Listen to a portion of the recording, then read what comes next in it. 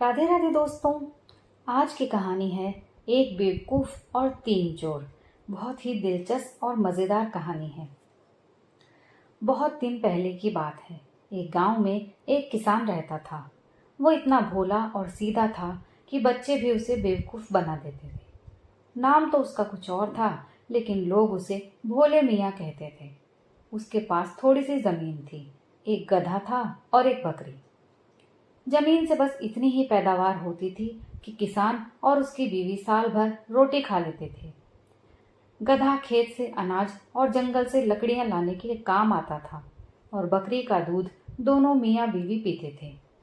उनके कोई औलाद नहीं थी, लेकिन इस हाल में भी वो बहुत खुश रहते थे और जैसी भी तंगी थी उसमें वो गुजर बसर कर रहे थे।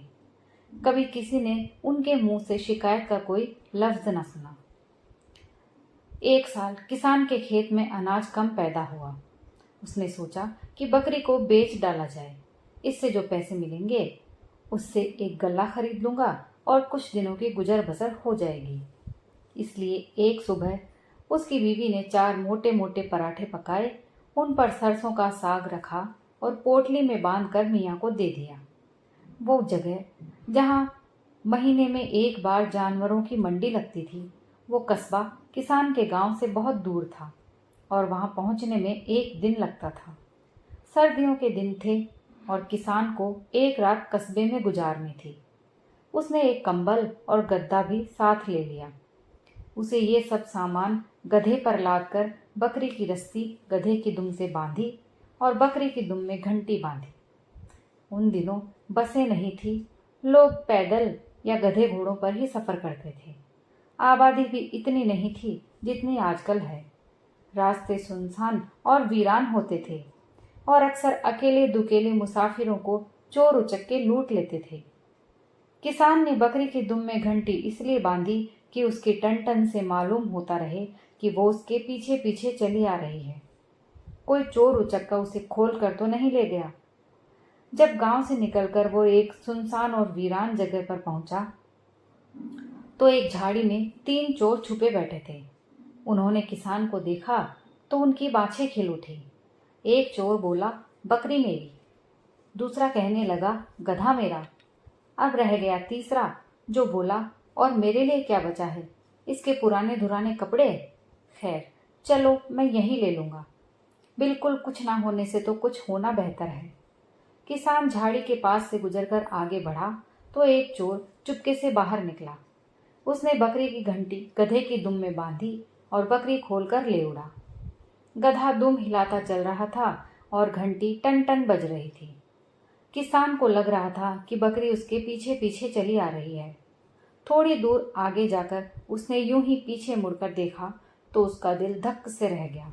बकरी गायब थी और उसकी घंटी गधे की दुम में बंधी हुई थी।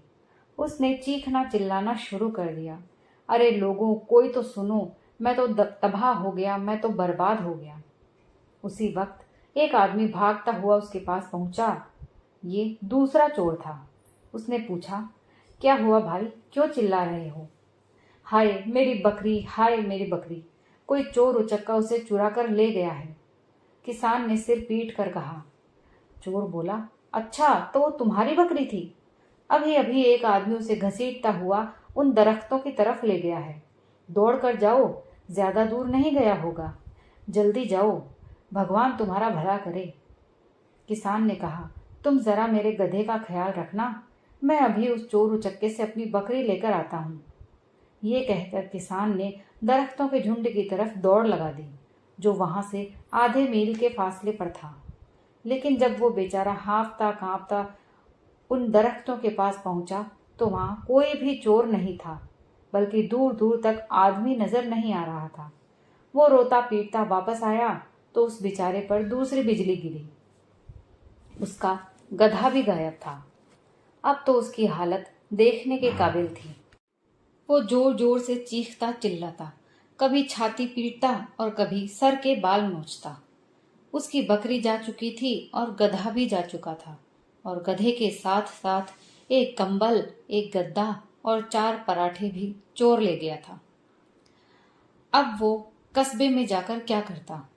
लाचार घर की तरफ वापस चला। अभी कुछ ही दूर गया होगा कि किसी के रोने की आवाज आई। इधर उधर देखा तो एक तरफ कुआं नजर आया, जिसकी मुंडेर से टेक लगाए एक आदमी बैठा रो रहा था। ये तीसरा चोर था। किसान उसके पास गया और बोला, भाई, मुसीबत तो मुझ पर टूटी है। चोर मेरे मवेशी ले गए, तुम क्यों रो रहे हो? चोर ने कहा, अरे भाई, क्या बताऊं, किसको अपनी दर्द भरी दास्तान सुनाऊं? मैं दुनिया का सबसे बदकिस्मत इंसान हूँ। किसान बोला, भाई, दुनिया का सबसे बदनसीब आदमी तो मैं हूँ। वो जालिम मेरी बकरी ले गए, गधा ले गए और गधे के साथ कंबल और गद्दा और मेरे पराठे भी ले गए, और तुम कहते हो कि तुम दुनिया के सबसे बदकिस्मत इंसान हो। चोर ने कहा, बड़े मियाँ, मेरा हाल सुनने के लिए फौलाद का कलेजा चाहिए। किसान बोला, कुछ बताओ तो सही मियाँ, शायद मैं तुम्हारी कुछ मदद कर सकूं। वैसे तो मैं खुद मदद का मोहताज हूँ। चोर ने कहा, मैं कस्बे की मंडी में घोड़ा बेचकर जा रहा था। रुपयों की थैली मेरे हाथ में थी। यहाँ पहुंचा तो ये कुआं नजर आया। प्यास लगी थी, पानी निकालने के लिए झुका तो थैली कुएं में गिर गई। हाय, मैं मर गया, हाय, मैं लुट गया। किसान बोला, तो मियाँ, तुम रुपयों की थैली कुएं में से निकाल क्यों नहीं लेते? चोर ने कहा, मुझे पानी से डर लगता है, मैं कुएं के अंदर नहीं जा सकता। हाय, अब क्या करूं? थैली में पूरे 250 रुपए हैं। अगर कोई मेरी थैली निकाल कर मुझे दे दे तो मैं 50 रुपए उसे इनाम दूंगा। 50 रुपए? किसान ने सोचा, इतने पैसों से तो मैं गधा और एक बकरी खरीद सकता हूँ, और हाँ, कंबल और गद्दे के अलावा गल्ला भी ले सकता हूँ। उस जमाने में 50 रुपए भी बहुत बड़ी रकम होती थी। उसने चोर से पूछा, भाई, क्या तुम सच कह रहे हो? क्या तुम इनाम दोगे? चोर बोला, अरे बड़े मियाँ, आप मेरी बात का यकीन करें, मैं एक इज्जतदार आदमी हूँ। किसान ने कहा, ठीक है, ठीक है, मुझे कुएं में उतरने का बहुत तजुर्बा है। अपने गांव के कुएं की सफाई मैं ही करता हूँ। तुम मुझे 50 रुपए दोगे ना? चोर चिल्लाकर बोला, बड़े मियाँ, आपने तो हद कर दी। अब क्या मैं मस्जिद में जाकर कसम खाऊं? किसान ने कहा, नहीं नहीं, इसकी कोई जरूरत नहीं। मुझे तुम्हारी बात का यकीन है। मैं अभी तुम्हारी थैली निकाल देता हूँ, लेकिन कपड़ों समेत अंदर गया तो ये भीग जाएंगे और सुखाने में काफी देर लगेगी। मैं कपड़े उतार कर यहीं रख देता हूँ। तुम मेरे कपड़ों का ध्यान रखना, ऐसा ना हो कि वो कमबख्त चोर उन्हें भी उठाकर ले जाए। चोर ने कहा, इनकी फिक्र तुम ना करो, इनकी तो मैं ऐसी हिफाजत करूंगा कि आपकी 7 पुश्तें याद रखेंगी। किसान ने कपड़े उतारकर मुंडेर के पास रख दिए और खुद कुएं में उतर गया। उसने कुएं का चप्पा चप्पा छान मारा, रेत में हाथ डाल डाल कर टटोला, मगर रुपयों की थैली वहां होती तो मिलती। 1 घंटे की मेहनत के बाद बेचारा किसान थक हार कर बाहर आ गया तो उस पर तीसरी बिजली गिरी। वो आदमी गायब था और उसके साथ साथ किसान के कपड़े भी गायब थे। खुशकिस्मती से कुछ देर बाद उसी के गांव का एक आदमी उधर से गुजरा। उसने बड़े मियाँ को अपनी चादर दी और वो चादर जिस्म पर लपेट कर गांव वापस आया। गांव वालों ने बड़े मियाँ की दास्तान सुनी तो हंसते हंसते लोटपोट हो गए और उन्होंने कहा, बड़े मियाँ, तुम दुनिया के सबसे बदकिस्मत इंसान तो शायद ना हो, मगर सबसे बेवकूफ इंसान जरूर हो। फिर सारे गांव वालों ने चंदा जमा करके बड़े मियाँ को 25 रुपए दिए, जिससे उन्होंने एक गधा, एक बकरी और कुछ अनाज खरीद लिया।